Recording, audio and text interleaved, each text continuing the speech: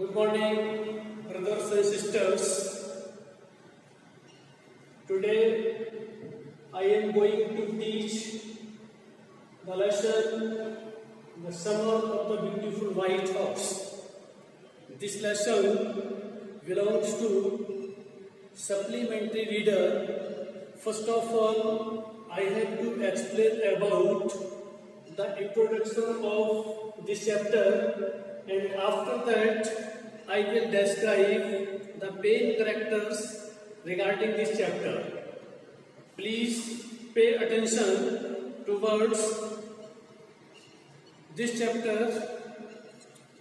The Summer of the Beautiful White Horse is written by William Saroyan. The story is about two Armenian boys. इसकी कहानी जो लिखी गई है लेखक विलियम सरोयान के द्वारा लिखी गई है, और इस स्टोरी में दो आर्मेनियन बॉयज हैं, उनके बारे में बताया गया है. Aram and Mourad who belong to the Garoghlanian family. Aram और मुराद दोनों ही गैरो-गैलेनियन परिवार से संबंध रखते हैं. Their tribe is known for their honesty. उनकी ईमानदारी, उनकी जो ट्राइब है, जनजाति है, उसमें जानी जाती है. They are poor and can hardly earn money for food. और वो इतने गरीब हैं कि वो मुश्किल से ही कोई पैसे इतने कमा पाते हैं जो अपने भोजन की पूर्ति कर पाए. They both long to ride a horse. दोनों ही इच्छा करते हैं कि घुड़सवारी करें. मुराद had stolen a horse from a farmer a month ago. मुराद ने एक किसान का घोड़ा 1 महीने पहले चोरी कर लिया. One early morning he brought it to the window of the Aram. एक दिन सुबह वो अरम की खिड़की के पास लेकर आता है. And asked him to come alone for a ride. और उससे घुड़सवारी करने के लिए कहता है.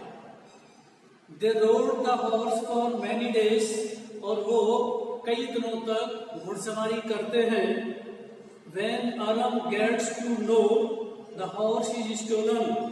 जब अरम को ये पता चलता है कि ये घोड़ा चुराया हुआ है, he gets shocked. उसको थोड़ा धक्का लगता है. But discounts the stealing in his mind. लेकिन वो चोरी का जो घोड़ा था, उस चोरी के एक्ट को केवल अपने मन मस्तिष्क में ही रखता है. One day the owner of the horse, John Byro उस घोड़े का असली मालिक था, एक दिन comes to his house to complain about his missing horse to Uncle Khusro. जो घोड़ा उसका मिस हो रहा था, उसके बारे में अंकल खुसरो से वो शिकायत करने आया था. उसका घोड़ा चोरी हो गया है. One day on their way back to hide the horse on the deserted vineyard. एक दिन अंगूर का जो बेल होती है उसके खेत में उस घोड़े को जब छिपाने के लिए जाते हुए समय they meet the owner. उनको वो घोड़े का मालिक होता है जॉन वायरो, को मिल जाता है. And feel guilty at the end. और अंत में उसको अपराध बोध होता है. The next morning, अगले दिन सुबह they returned the horse back to the owner's farm. वो उस घोड़े को उसके खेत में वापस लौटाने चले जाते हैं. This is the introduction of this chapter. The Summer of the Beautiful White Horse means होता है एक सुंदर सफेद घोड़े की गर्मियां. एक सुंदर सफेद घोड़े की गर्मियां, इसका अर्थ ये होगा. Now I am going to tell about the main characters of this chapter. First number, Aram. Aram is the narrator of the story. Aram इस कहानी का लेखक है. He is a 9-year-old American boy, Armenian boy, और वो 9 वर्ष का एक आर्मेनियन लड़का है. And a member of the गैरो-गैलेनियन family. और गैरो-गैलेनियन परिवार का सदस्य है. Who lived in the San Joaquin Valley in California. जो अमेरिका की एक कैलिफोर्निया देश है, खाड़ी भी है वहां पर, उसी के पास सैन जैकिन घाटी में रहता है। द गैरोकैलेनियंस आर पुअर, गैरोकैलेनियंस गरीब होते हैं, and can not afford things like, और इस प्रकार की चीजें अपने पास उपलब्ध नहीं कर सकते हैं, जैसे हॉर्सेस, घोड़े, and they are too honest to steal, और वो इतने ईमानदार होते हैं कि वो चोरी नहीं कर सकते। विच लीड्स टू अरम्स कंफ्यूजन, और इसी कारण से अरम को भ्रम हो जाता है, as to why Murad has the white horse in the first place, कि उसने जो है मुराद ने उस सफेद घोड़े को किस तरह से और कैसे और क्यों प्राप्त किया। He has dreamed of riding a horse his entire life. पूरे जीवन में उसकी एक ही तमन्ना थी कि वो घुड़सवारी करना चाहता था, and this desire leads him to justify Murad's actions and keep riding a horse that is not his own. और यही उसकी जो इच्छा थी घुड़सवारी करने की, वो मुराद के जो एक्शंस के लिए जस्टिफाई कर लेता है, वो समझ लेता है, and keep riding a horse that is not his own, और उस घोड़े के द्वारा घुड़सवारी करता रहता है जो उसका स्वयं का नहीं होता है। सेकंड नंबर करेक्टर है मुराद। मुराद इज अरम्स 13 ईयर ओल्ड कजिन, वो कजिन है, 13 साल उसकी उम्र है। His family believes that he is crazy, उसका परिवार हमेशा ये मानता है कि वो एक पागल है, क्रेजी है, उन्मत्त, and that he has inherited the crazy streak from his uncle Khusro, और वो लोग ये भी मानते हैं कि ये जो पागलपन है, सनक जिसको बोलते हैं, उसे अपनी विरासत में अंकल खुसरो से प्राप्त हुई है। नेवरदलेस, फिर भी Aram admires him for his way with animals and his ability to ride the horse. Aram उसकी तारीफ करता है कि जिस तरह से वो जानवरों को डील करता है और घुड़सवारी करने में उसकी योग्यता है, वो घुड़सवारी कर सकता है।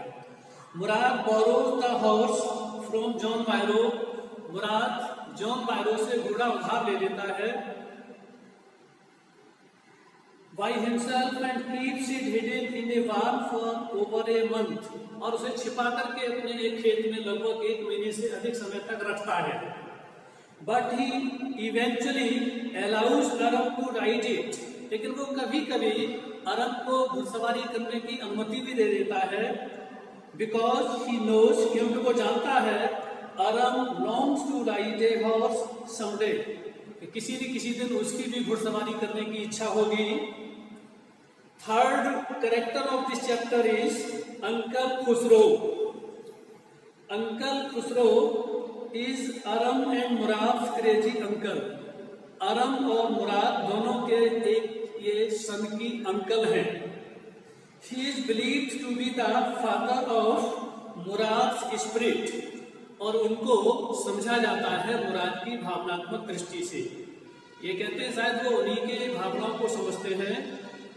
दो Mourad is not is direct descendant, हालांकि जो मुराद है उनका सीधा उत्तराधिकारी नहीं है, वंशज नहीं है।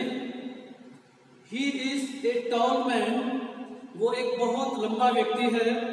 हु इज ऑलवेज एंग्री, जो हमेशा क्रोधित रहता है। इम्पेशेंट, व्यग्र हो जाता है। एंड लाउड, और चिल्लाना शुरू कर देता है। Khusro has a reputation for telling others to stop talking and ordering them to pay no attention. Khusro को एक बात के लिए बहुत ही प्रतिष्ठित रूप में जाना जाता है, क्योंकि उसकी आदत थी हमेशा दूसरों से ये कहता था कि बातें बंद करो, और उनको हमेशा ऑर्डर देता था। कोई भी बात उससे आकर कहता था कि पे नो अटेंशन, इसकी चिंता करने की कोई आवश्यकता नहीं है। He said this even when his whole house was burning, और ये बात वो तब भी कहता है जब उसके स्वयं के घर को आग लगी हुई थी और वो घर जल रहा था। And the last character of this chapter is John Vairo. John Vairo is an Assyrian farmer and a friend of the Garo-Valerian family.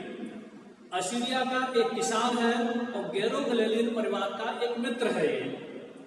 अरम discovers that Byro is the owner of the white horse when he comes to their house. जब John Byro उनके घर आता है तो अरम को ये पता चल जाता है कि वो उस सफेद घोड़े का असली मालिक है। एंड टेल्स अरम्स मदर, और वो अरम की माँ को बताता है that his horse had been stolen, कि उसका घोड़ा चोरी हो गया है। Byro relied on the horse for transportation. Byro उस पर भरोसा करता था अपने घोड़े पर ट्रांसपोर्टेशन के लिए। कोई भी एक कोई पेट रखता है तो उसे अपने पेट पर पूर्ण विश्वास होता है। Without it he had to walk 10 miles with a sore leg to get to Aram's house. और बिना उस घोड़े के उसे 10 मील तक पैदल ही यात्रा करनी पड़ी थी। इन द एंड, और अंत में, he chooses to believe his heart over his eyes. वो वहां सामने अपने हृदय से अपनी आंखों पे विश्वास नहीं होता है। वो कहता है कि ये घोड़ा तो मुझे मेरा ही लग रहा है। And not accuse Aram and Murad of stealing. लेकिन वो मुराद और अरम को घोड़ा चोरी करने के लिए दोषी या अपराधी नहीं ठहराता है। दो ही नोटिस, हालांकि वो ये देखता है, ध्यान देता है, their horses striking resemblance to his stolen one. उसे ये लगता है कि जो घोड़ा उसका चुराया गया है और वो चोरी का घोड़ा उसी घोड़े से मिलता जुलता है। रिजेम्बलेंस भी होता है शकल सूरत का मिलना जुलना। His faith in the voice prompts them to return the horse to him.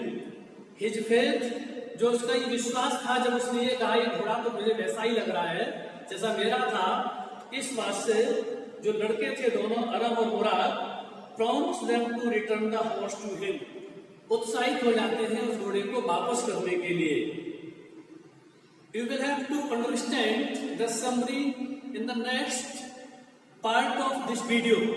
यानी अगले वीडियो में मैं आपको इस चैप्टर की समरी यानी हिंदी और इंग्लिश दोनों में ही बताऊंगा। Please pay attention to words it. Thanks a lot.